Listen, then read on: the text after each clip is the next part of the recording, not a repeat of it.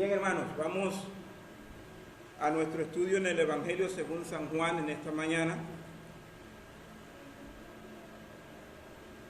Evangelio según San Juan.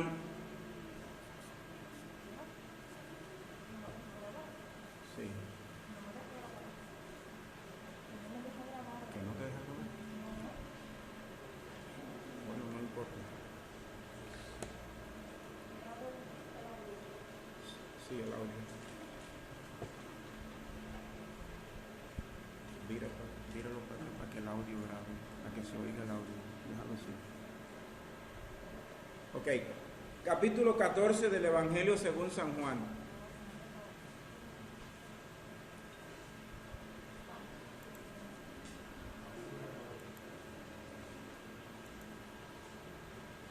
Y vamos a ver en esta mañana, con la ayuda de nuestro Dios, solamente un versículo. Solamente un versículo. El versículo 1 del capítulo 14 del Evangelio según San Juan. Amén. Dice el texto: no se turbe vuestro corazón, creéis en Dios, creed también en mí. Vamos a orar. Señor, gracias por tu palabra en esta mañana. Y suplicamos ahora que tú abras, Señor, nuestros corazones y entendimiento para que podamos conocer lo que tú quieres para nosotros en este día. Necesitamos oírte hablar, necesitamos fortaleza para pelear la batalla, necesitamos tu fuerza para vencer, porque separado de ti, Señor, nada podemos hacer. En el nombre de Jesús, bendice a nuestros hermanos que nos escuchan por medio de la internet, Dios del cielo, y bendícenos a todos también en este salón. Por Jesucristo. Amén y amén. Capítulo 14, verso 1 dice: no se turbe vuestro corazón, creéis en Dios, creed también en mí. Lo que tenemos aquí es un llamado o un mandato o una exhortación de Jesús a sus discípulos. Y el mandato ocurre en el contexto del anuncio de la traición de Judas, en el contexto de la negación de Pedro, en el contexto de la pasión y muerte de nuestro Salvador. Recuerden que en el capítulo 13 Jesús está reunido con sus discípulos en la cena, y luego que Judas sale para cumplir su misión traidora de entregar al Señor, el Señor quedó solo con los discípulos y tuvo una conversación. A partir del momento en que Judas abandona el salón, todo lo que vemos en el capítulo 13, capítulo 14, capítulo 15, capítulo 16 y capítulo 17 son palabras de Dios especialmente dedicadas a sus discípulos. Ya Judas no está presente ahí. Es solo para los discípulos a quien el Señor está hablando acá. Y por extensión dijimos, cuando estudiamos el capítulo 13, que eso te incluye a ti y me incluye a mí, porque somos discípulos de Jesucristo. ¿Sí? Que esto no es para impíos, esto no es para pecadores perdidos, esto es para hombres y mujeres que han sido salvados y que han sido redimidos y lavados en la sangre de Jesucristo. En ese ambiente en el que se anuncia la traición de Judas, en el que se declara que Pedro negaría al Señor, y en ese mismo ambiente en el que el Señor anuncia que su muerte, su pasión está a las puertas, surgen estas palabras del capítulo 14, versículo 1. No se turbe vuestro corazón, creéis en Dios, creed también en mí. Miremos primero la exhortación: no se turbe vuestro corazón. Esa es la exhortación de Jesucristo. ¿Qué tenemos aquí, hermanos? Vamos a tomar una palabra: y es la palabra turbar. Presten atención a esta palabra, porque esta palabra tiene mucho significado para nosotros aquí. El verbo que se utiliza en el idioma original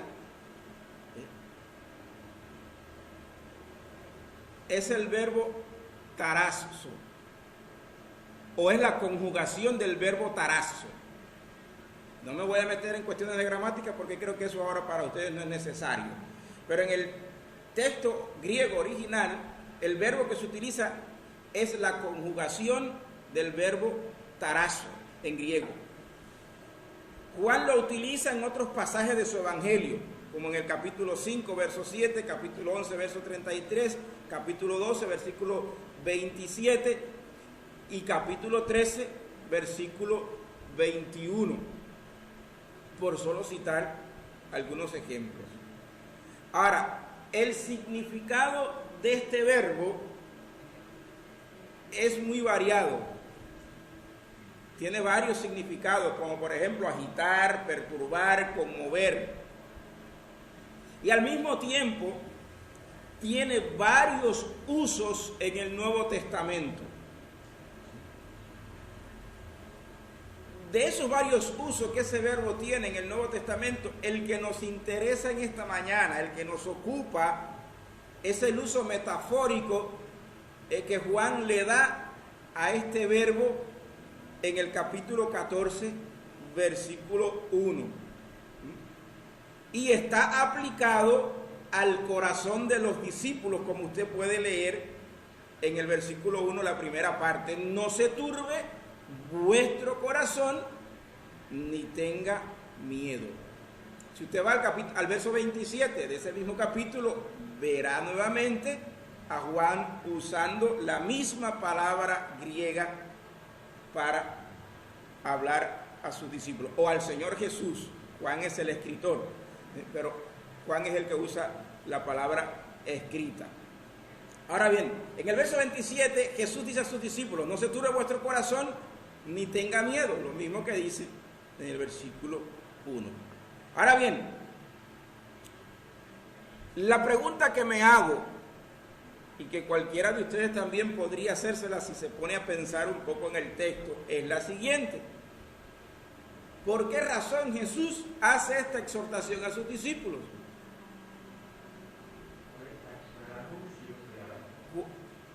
¿Cómo? Correcto. ¿Cuál es la motivación del Señor para exhortar a sus discípulos a no turbarse, a no tener temor? Bueno, es muy evidente por el contexto tanto del capítulo 14 en adelante como el capítulo 13 que antecede, que los discípulos debían estar temerosos, preocupados, agitados, turbados o conmovidos con las palabras que acababan de escuchar de nuestro Señor después de la cena pascual en el capítulo 13. Vamos a recordar un poquito, lo más rápido posible, algunos puntos importantes de esa conversación en el capítulo 13, que según mi parecer son razones más que suficientes para que cualquiera se preocupe, se turbe y tenga miedo. Mire, por ejemplo, en el capítulo 13, nuestro Señor declara que para tener parte con Él en su reino hay que sujetarse a sus normas o a las normas del Padre. Deja muy claro que para poder tener vida eterna, deja muy claro que aquellos que tienen vida eterna, que han sido salvados, no son salvados por sus propios medios, no son salvados porque en ellos hubiese virtud alguna, sino que la salvación es a la manera de Dios, es según los términos de Dios y no a la manera del hombre. Versículo 8 del capítulo 13, usted lo puede ver. Jesús es muy claro cuando le dice a Pedro: si no te lavares, no tienes parte conmigo. Aquí tú no eres el que pone las condiciones. Eso lo vimos y creo que quedó muy claro cuando estudiamos el capítulo 13. Entonces, cuando Dios le dice a una persona: aquí en mi casa las cosas son a mi manera y no a tu manera, la mente orgullosa, racional y autosuficiente enseguida se dispara, se alarma y se ofende, porque se cree con derechos a poner reglas en la casa ajena, en la casa del Padre, y no es así. Entonces, eso ya debió haber sido un motivo de preocupación para los discípulos, porque siendo judíos como eran, en la mentalidad judía del siglo I y probablemente en la mentalidad judía del presente, usted tiene que aportar algo a su salvación. Usted tiene que darle algo a Dios. No puede ser todo de gratis, no puede ser todo de gracia. Esa era la mentalidad del judío del primer siglo. Y es la mentalidad de muchos cristianos en el siglo XXI, de muchas iglesias en el siglo XXI. Hay gente que piensa: no puede ser todo de gracia, yo tengo que poner algo. Es un poquito del mío y el otro de Dios. Y no es así. O sea, ya eso debe haber supuesto una alarma, un motivo para preocuparse e inquietarse en los discípulos. Pero esa no era quizás la principal razón para preocuparse. Hay más. Mire una segunda razón que pudo haberlo llevado a la preocupación y al temor. Está en el versículo 10 del capítulo 13. Y aquí Jesús está enseñando que la vida cristiana es muy similar a la primera. Fíjese, la vida cristiana hay que aprender a vivirla a la manera de Dios y no a la manera del hombre. Eso significa, amados, que tenemos la responsabilidad de una continua renovación y santificación por el Espíritu Santo y la palabra de Dios.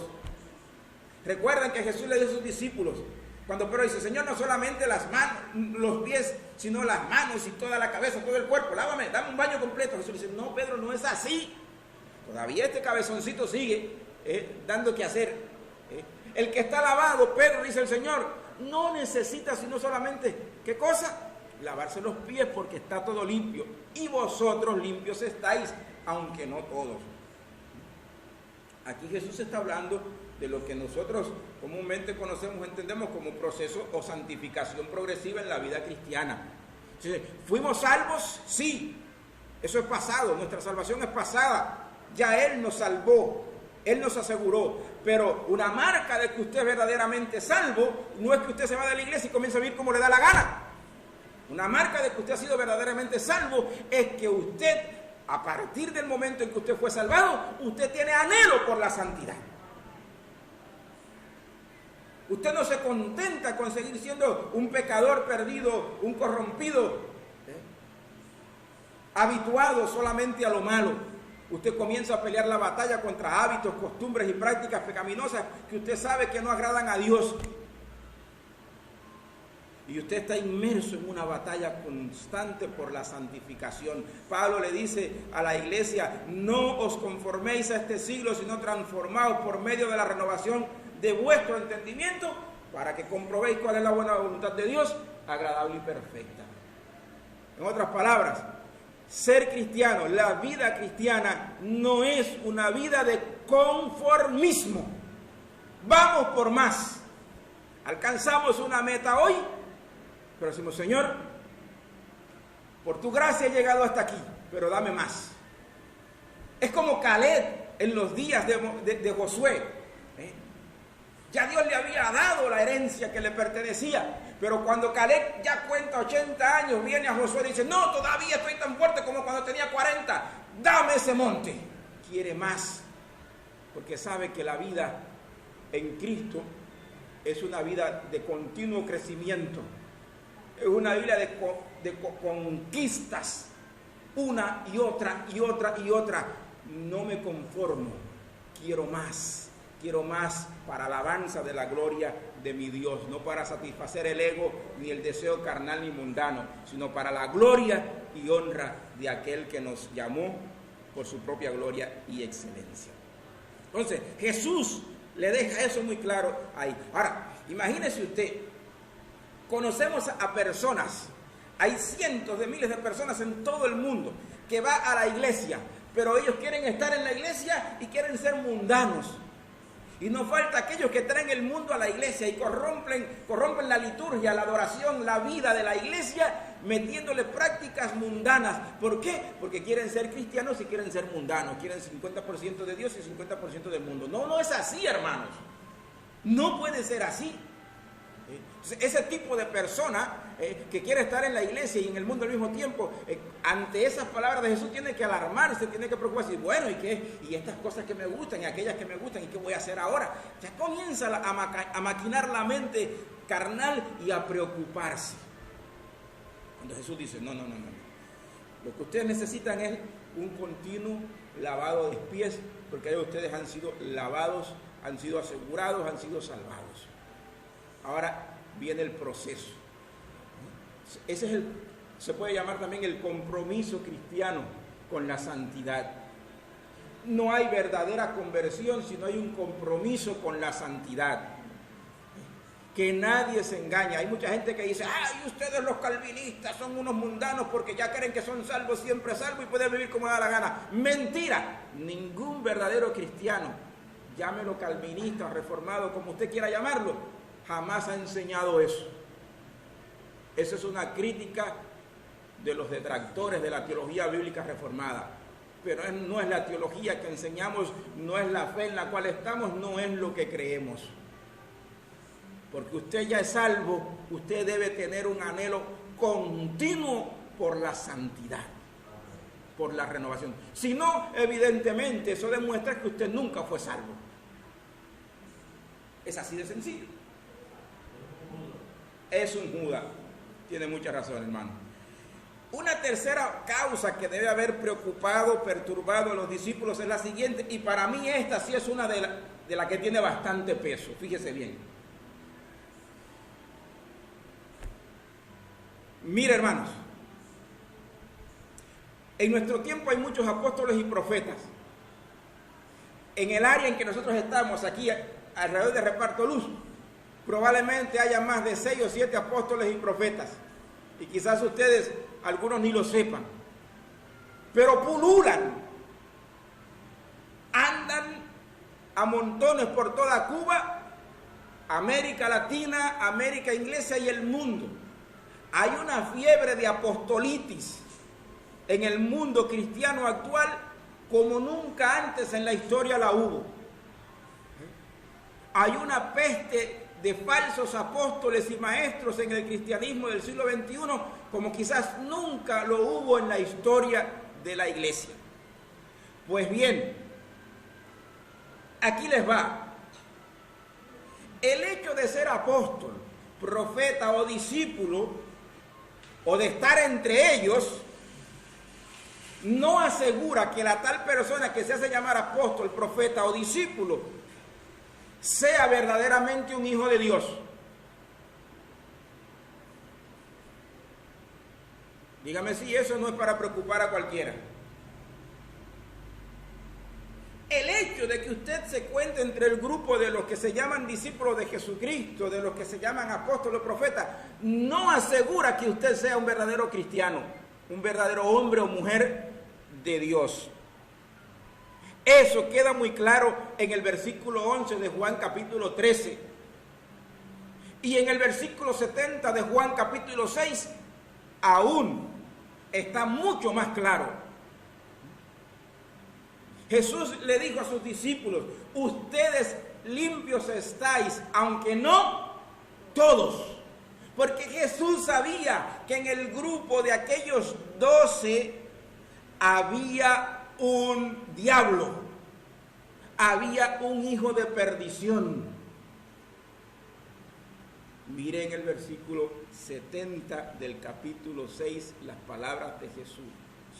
No os he escogido yo a vosotros los 12 y uno de vosotros es diablo. No dice que llegará a ser. No dice que dejará de ser un verdadero hijo para convertirse en un diablo. Jesús dice tácitamente, radicalmente, que entre los 12 había un diablo. En otras palabras, misma de Jesús, descritas en el capítulo 17, un hijo de perdición, un hijo de Satanás. En otras palabras,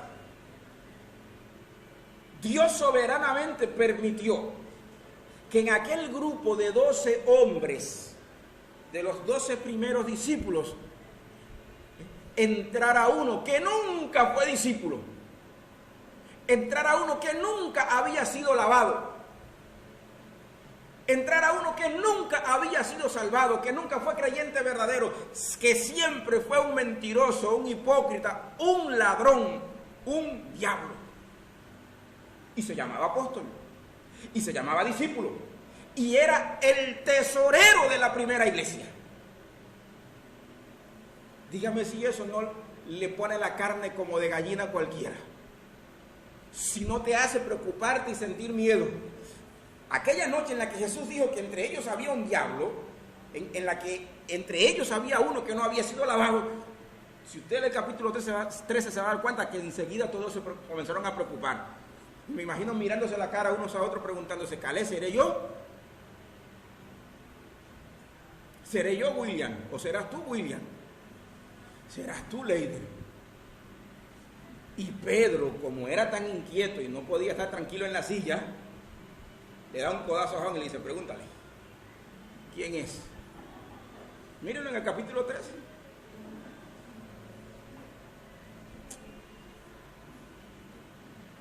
Judas era diablo, Judas nunca fue lavado. Jesús deja muy claro, ustedes limpios estáis, aunque no todos. Ahí está dejando claro que Judas no había sido lavado nunca por la sangre de Jesucristo. Nunca había sido salvo. Judas no perdió la salvación, hermanos. Él nunca la tuvo. Yo no sé cómo hay gente que todavía no se da cuenta de eso. Él nunca la tuvo. Porque nunca fue lavado. Estaba sucio, todo el tiempo estuvo sucio. Administraba el dinero de aquella pequeñita iglesia que renacía, sí, pero por llevar la finanza de aquel grupo, eso no lo hacía un santo. Estaba sucio. ¿Se da cuenta? No por llamarse apóstol o discípulo, ya usted es hijo de Dios. Usted necesita ser lavado con la sangre de Jesucristo. De lo contrario, está perdido. Va camino al infierno y no hay quien lo haga volver de ese mal camino en que está, a menos que Dios venga y lo salve. Esa tercera razón debe haberle revuelto el alma, el estómago, la hiel a los discípulos en su interior. Preocupados, temerosos, conturbados. ¿Seré yo? ¿Serás tú? ¿Quién será? Estaban tan absortos en aquellas cosas que ni siquiera se dieron cuenta cuando Jesús le dijo a Judas, lo que vas a hacer, hazlo más pronto. Mire qué nivel de consternación debió haber en la mente de aquellos hombres que ni siquiera percibieron el momento en que Jesús le dice, el que come pan conmigo. Y luego le dice a Judas, lo que vas a hacer, hazlo pronto. Eso fue un factor de mucho peso para que ellos se preocuparan, para que ellos tuviesen temor. Pero hay más. Mire, tenga paciencia conmigo un ratico, hermano. Mire, se les había dado a los discípulos un ejemplo a imitar. Recuerdan en el mismo capítulo 13, pues si yo, el Señor y el Maestro, he lavado vuestros pies, ustedes deben hacer lo mismo unos a otros, porque yo les he dado un ejemplo para que como yo he hecho ustedes hagan, dice el Señor. Pues bien, si el Señor y el Maestro les había lavado los pies, también ellos debían hacerlo unos a otros, dice el versículo 13 al 16. Eso está claro. Ahora, en ese punto, miren hermanos, es en ese punto donde los deseos de grandeza de mucha gente se derrumban. Muchos de aquellos discípulos, aunque habían sido escogidos por el mismo Señor, ellos tenían terceros intereses que no eran los intereses de Dios. Todavía ellos no han entendido todo el plan y el propósito de Dios. Y cuando usted no ha entendido todo el plan y el propósito de Dios, usted se cree que porque usted ahora es una hija o un hijo de Dios, Dios está obligado a darle cosas que usted siempre ha deseado. Y en ese sentido los discípulos todavía están equivocados. Pero es en este punto donde todos esos castillos de arena comienzan a derrumbarse, los deseos de grandeza se terminan, los deseos de estar por encima del otro se esfuman. Si realmente usted es un verdadero discípulo, si no, tú vas a seguir con esos deseos y terminará alejándose del Señor. Ahora bien, aunque Juan en el capítulo 13, que describe la cena pascual, omite este pasaje de la vida de Jesús, otros evangelistas sí hablan de eso. Y voy a referirme solamente a Lucas.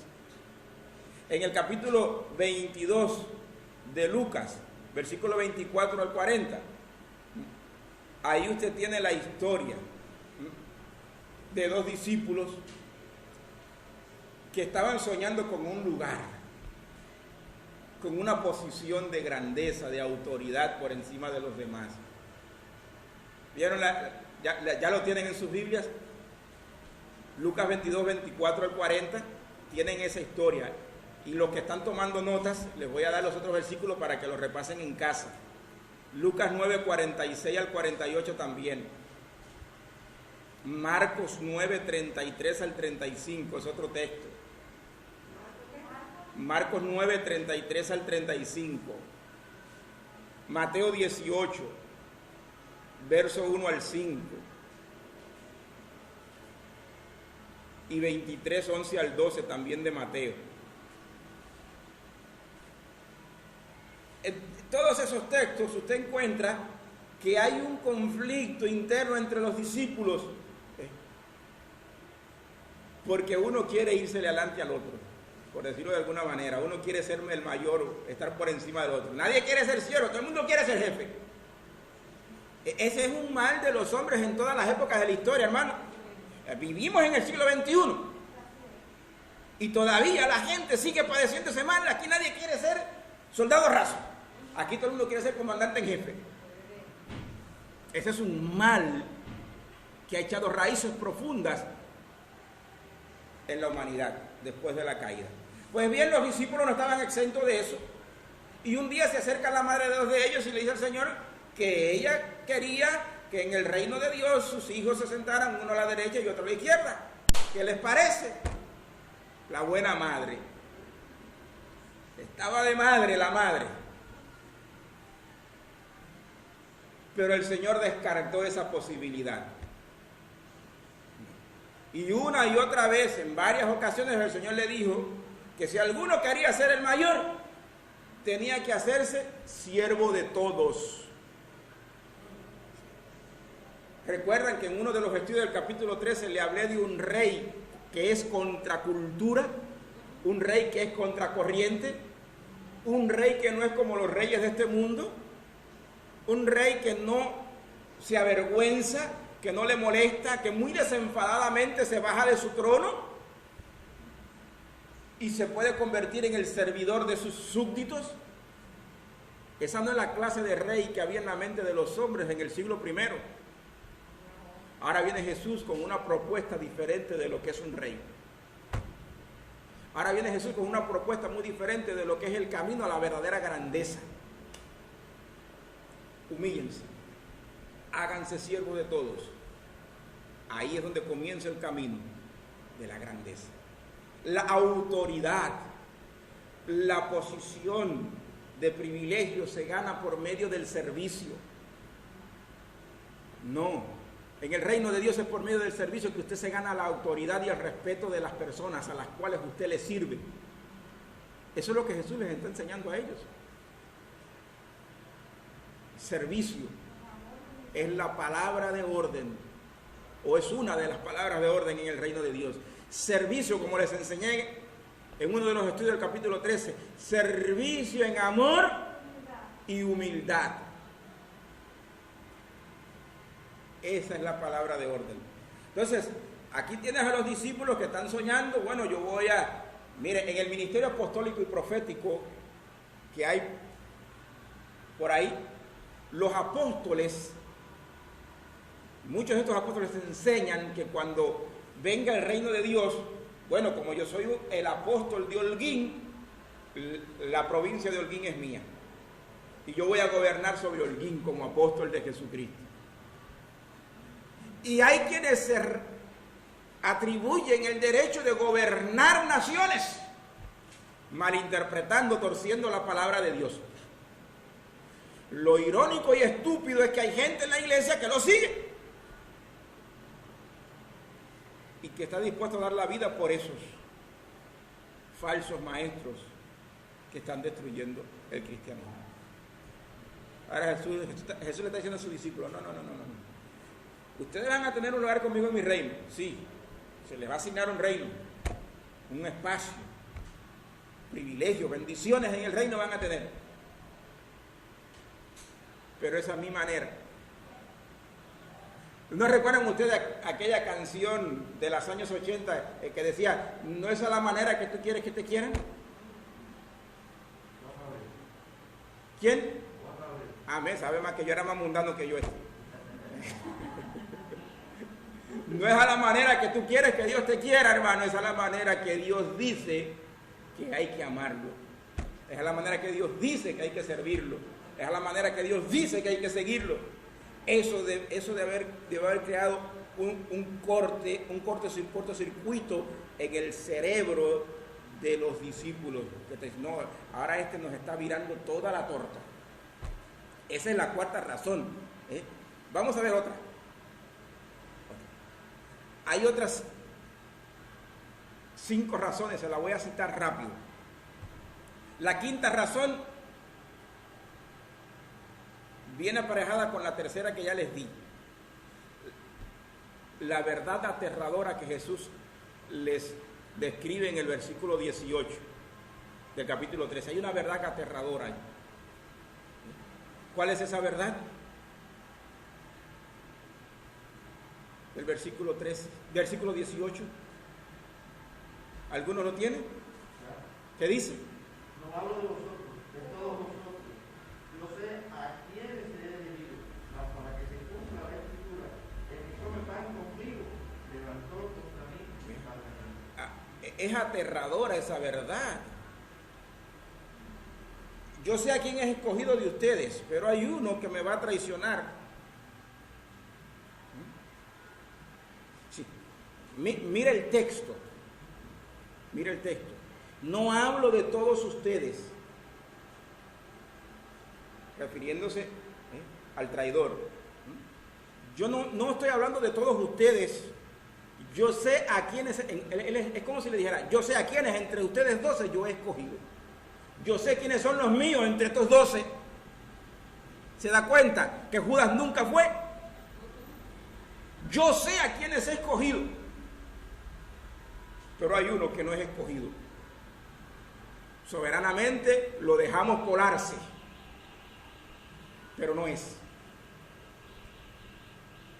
No es. Eso es una verdad aterradora, que ya se la describí como la tercera verdad. Y vuelve de nuevo a repetir la misma verdad aterradora en los versículos 25 al 27.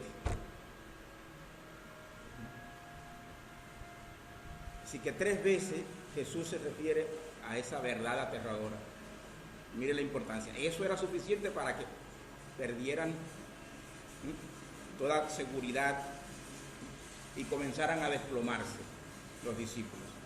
Ahora, otra verdad que debió haberlos preocupado y llevado al punto quizás de la locura, de la crisis,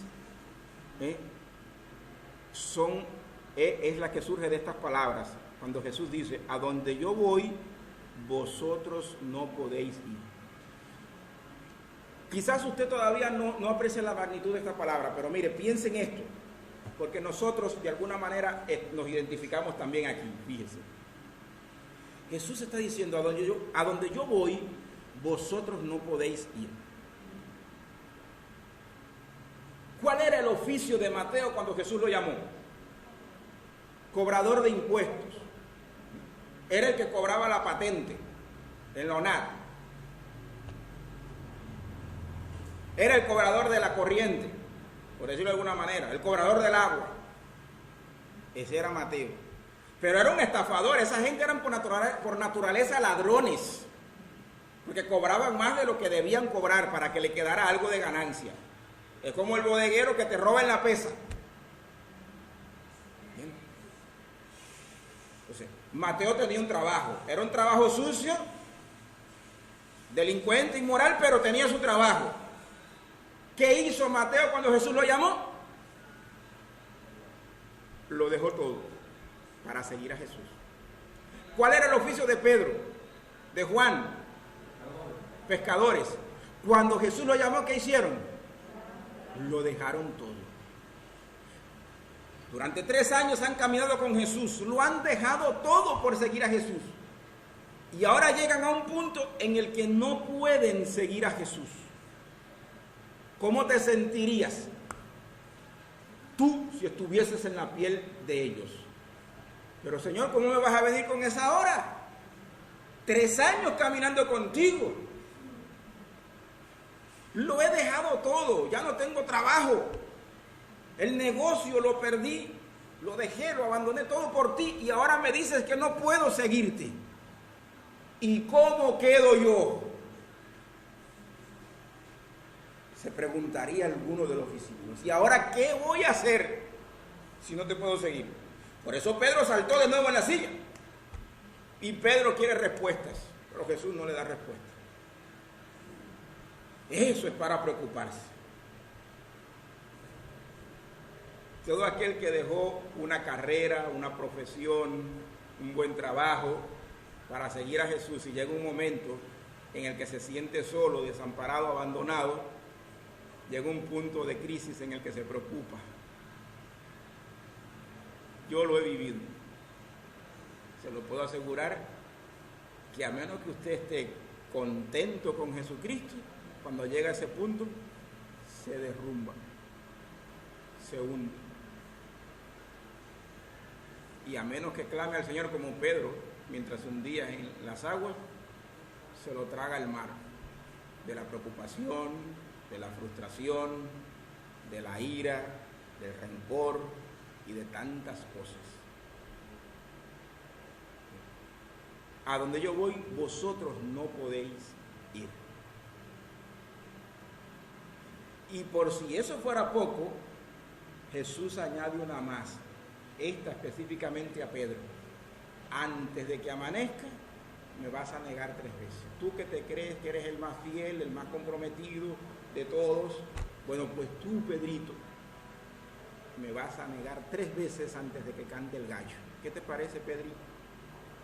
Eso está diciéndole Jesús. Y la última y más dolorosa de todas es esta. Es el anuncio de su muerte. Es el anuncio de su muerte, que está ahí latiendo constantemente en los capítulos 13, 14, 15 hasta el final del Evangelio de Juan. Amados, 9 razones para preocuparse, 9 razones para estar turbados, para estar inquietos y temerosos. Ahora bien, hay algo maravilloso aquí, hay algo bendito, y es lo siguiente. Ya se los dije ahorita y se los voy a recordar ahora. Recuerden a quiénes van dirigidas las palabras del capítulo 14, versículo 1. Esto no es para todo el mundo. Esto es solo para algunos. Esto es para, yo sé a quienes he elegido. Esto es para los que ya están limpios y solamente necesitan lavar sus pies. Esto no es para todos. Ay, eso es una maravillosa noticia. Las palabras van dirigidas a los discípulos, a aquellos que el Padre le dio a Él, a aquellos que Él ha guardado hasta el fin, como dice en el capítulo 17. Esto no es para Judas, esto no es para todo el mundo. Son para los que el Padre ama eternamente y escogió en Jesucristo antes de la fundación del mundo. Es para ti, es para mí, para los que por la fe en Jesucristo hemos alcanzado una salvación tan grande y gloriosa. Es para esas personas. Ahora bien, nuestro Señor Jesucristo sabía, hermanos, Él sabía lo que había en el corazón de sus discípulos. Y sin embargo, ahora les está hablando no como un hermano mayor. Me gusta ver estas palabras del versículo 1 más como las palabras de un padre a sus hijos, un padre amoroso, que sabe que el niño o la niña le tiene miedo al pinchazo, o le tiene miedo a caerse y darse un golpe. Y entonces ahí está papá. ¿Sí, William? El mayor clima de este versículo lo vemos en todo el capítulo 17 de la hermosura de ese cuidado que tuvo Cristo, de hablar con su padre para que cuidara. Correcto. Y ahí vamos a llegar. Y ahí lo tienes a Él diciendo: no se turbe vuestro corazón, creéis en Dios, creed también en mí. Pero también habla como un hermano mayor, fíjese. No podemos desechar la idea de Jesús como el hermano mayor que tiene sobre sus hombros el peso de la responsabilidad por su hermano menor. Eso es importante en la mentalidad judía del siglo I. Eso también era de mucho peso. Ahora, sea que nos hable como un padre amoroso o como un hermano mayor que está consciente de su responsabilidad para con los demás hermanos más pequeños, las palabras son preciosas, son maravillosas, son benditas. Ahora bien, Él nos está diciendo: no se turbe vuestro corazón, o no se turben vuestros corazones, sino sigan creyendo. Me gusta ese presente continuo porque en el texto griego el presente continuo está presente, está ahí constantemente. No es solamente una cuestión del pasado, es ahora, es mañana y es hasta el día que Cristo venga. Ahora bien, el fundamento de la exhortación. Vimos las causas que dan origen a la exhortación. Vimos 9 causas. Ahora, ¿en qué se fundamenta Jesucristo para hacer esa exhortación? Y hay por lo menos 2 fundamentos en el texto para hacer ese llamado, esa exhortación. ¿Hay causas para preocuparse? Sí. Tienen 9, por lo menos les di 9. Pero hay razones de más peso para no preocuparse. Y con 2 es suficiente. Vamos a verla entonces. El fundamento de la exhortación es el siguiente. Lo voy a soltar con una pregunta. ¿Quién es el que está haciendo la exhortación? Nuestro hermano mayor, Jesucristo, el eterno Dios. Entonces la exhortación viene, y para estar más contextualizado, mire versículo 13, verso 1. Viene de aquel que hace unas horas les ha mostrado su infinito amor a sus discípulos. Juan comienza el capítulo 13 diciendo que sabiendo Jesús que su hora había llegado para que pasase de este mundo al Padre, como había amado a los suyos que estaban en el mundo, los amó hasta el fin. La exhortación viene de aquel que los ama eternamente. Acuña esa palabrita. Jeremías 31:3 dice el Señor al profeta: con amor eterno te he amado, por tanto te prolongué mi misericordia. Y ahora el apóstol Juan le dice a los discípulos: como había amado a los suyos que estaban en el mundo, los continuó amando hasta el fin. La exhortación viene de él, del que te ama con amor eterno, del que te ama desde antes de que tú nacieras, desde antes que tú vinieras a este mundo. No viene de cualquiera. Entonces viene de aquel que el mismo apóstol Juan dice en el capítulo 1, versículo 1, que es el eterno presente, el único Dios verdadero, el Logos que se hizo carne y vino a nosotros. Viene de alguien, y esto también es precioso, mire, la exhortación viene de alguien que sabe lo que es sentirse preocupado, turbado, temeroso, afligido en su alma, en su corazón. Viene de alguien que sabe lo que es estar temeroso y preocupado. Viene de uno, fíjese bien, que en aquel mismo momento, fíjese bien, en aquel mismo día, en aquella misma noche, en la que él está diciéndole a sus discípulos: no se turbe vuestro corazón. Bueno, en ese mismo momento, él está bajo un profundo estado de turbación. Fíjese.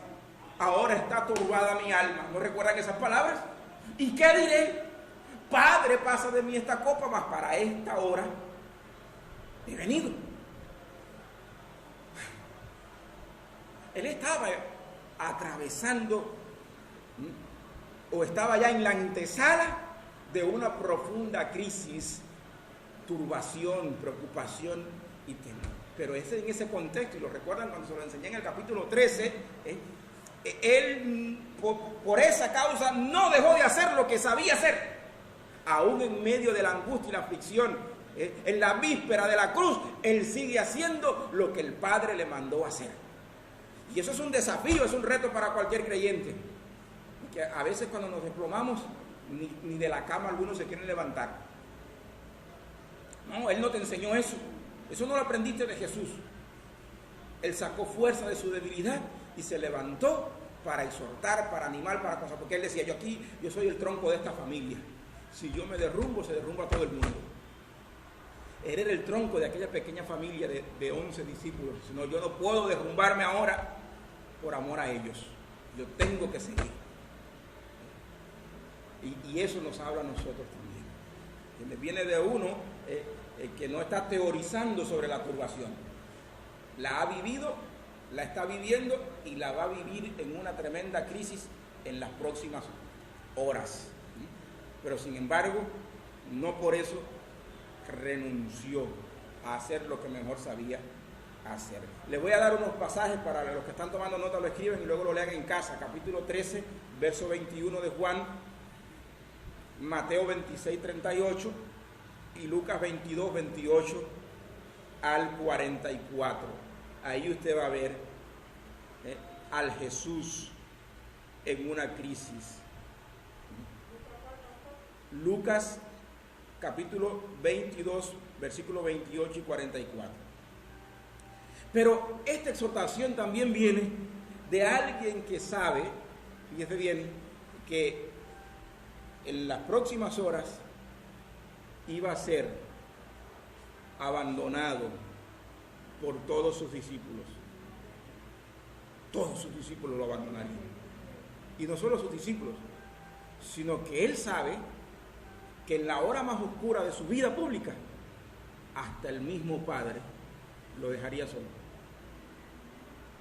¿Recuerdan aquel clamor en la cruz? Dios mío, ¿por qué me has abandonado? Elí, Elí, lama sabactani.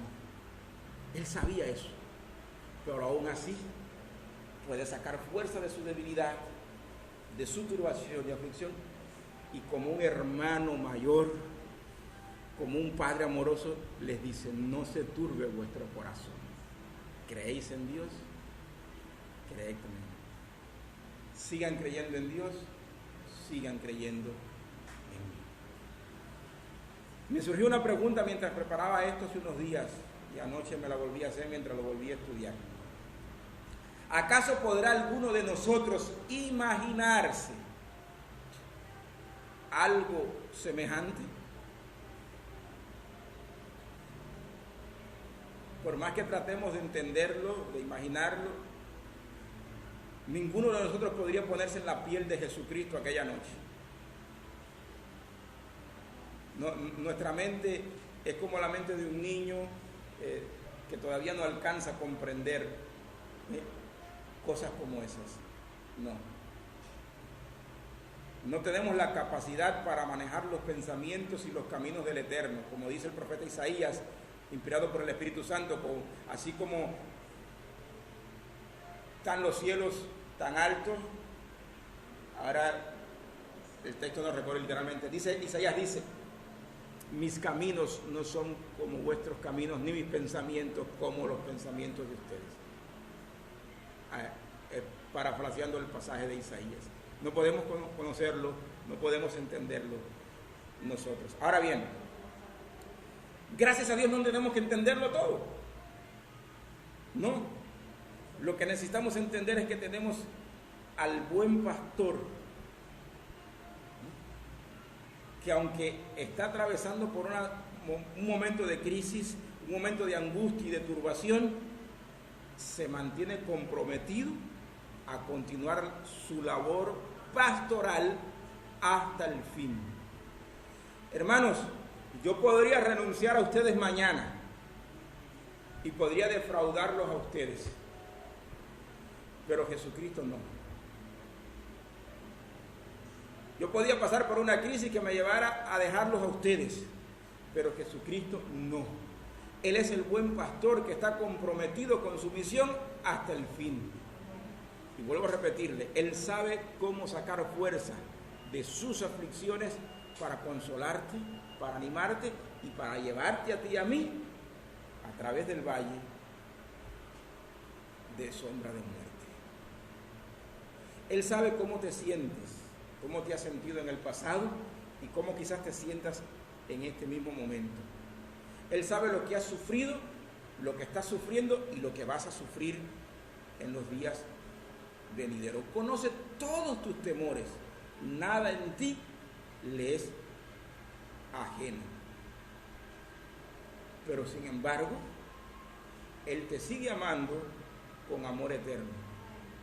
Él no va nunca, bajo ningún concepto, a desampararte, ni siquiera en la hora de tu mayor aflicción. Él te dejará solo. Él ha prometido estar contigo todos los días hasta el fin del mundo. La misma exhortación que hizo a los 11 discípulos aquella noche, la sigue haciendo en el presente para todos sus discípulos. No se turbe vuestro corazón, ni tengan miedo. Sigan creyendo en Dios. Continúen creyendo en mí. Es la segunda parte del versículo. Y en esa segunda parte, quiero antes de terminar señalar algunas cosas. La segunda parte del versículo dice: creéis en Dios, creed también en mí. Pero me gusta más la traducción del texto que acentúa el presente continuo en el uso del verbo. Dice: seguid confiando en Dios, seguid confiando en mí. Varios autores traducen así este texto. Mire, hermano, sigan creyendo en Dios, sigan creyendo en mí, o continúen creyendo en mí, continúen creyendo en mí. En el texto griego original eso es un triple imperativo. Ahí hay un triple imperativo en ese versículo. Está el mandato de Dios, que es un imperativo, la exhortación: no se turbe vuestro corazón. Eso es un imperativo. Y luego están los otros dos. Siguen creyendo en Dios, siguen creyendo en mí. O creéis en Dios, creed también en mí. Jesús les está diciendo, no se preocupen más. Está bueno ya de estar preocupados. Si ustedes han creído en el Padre y ustedes creen en mí, no hay razón para preocuparse. Les dije ahorita que habían dos razones para esa exhortación. La primera tiene que ver con la identidad del que nos exhorta, es Jesucristo. Y la segunda razón para desechar cualquier temor o perturbación es esta: creéis en Dios, creed también en mí. Dicho de otro modo, la fe que nos ha sido dada para creer en Jesucristo como el eterno Hijo del Padre, la fe que nos ha sido dada para creer que Él es el único Dios, el único Señor y el único Salvador. Usted no puede sostenerse en medio de la turbación con una fe que no sea esa fe que brota del Padre y de su Hijo Jesucristo a través de la palabra y el poder del Espíritu Santo. Esa fe está muy claro en las Sagradas Escrituras que es un don de Dios, es un regalo de Dios. Porque por gracia sois salvos por medio de la fe, y esto no de vosotros, pues es don de Dios. No es algo que usted tiene por usted mismo, es un don que usted ha recibido del Padre por medio del Hijo y en el poder del Espíritu Santo. Jesús dice, aférrense a estas dos cosas. Número uno, ¿quién soy yo? Y número dos, la fe que viene por saber quién soy yo y quién me ha enviado a ustedes. Si ustedes tienen esas dos cosas, no importa si hay 9 razones, 10 razones, 20 razones o 1000 razones para estar perturbados. Con solo 2, ustedes pueden vencer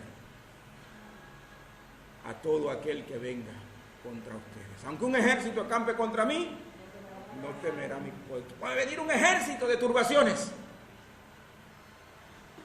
Tengo la mejor arma.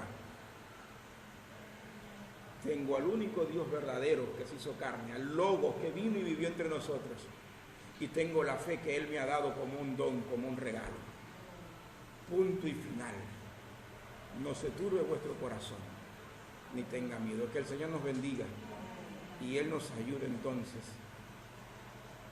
a vencer cualquier turbación o temor que pueda sobrevenir en el día de hoy o en el porvenir. Hay más para sacarle al capítulo 14 y quiero ir despacio, como dice el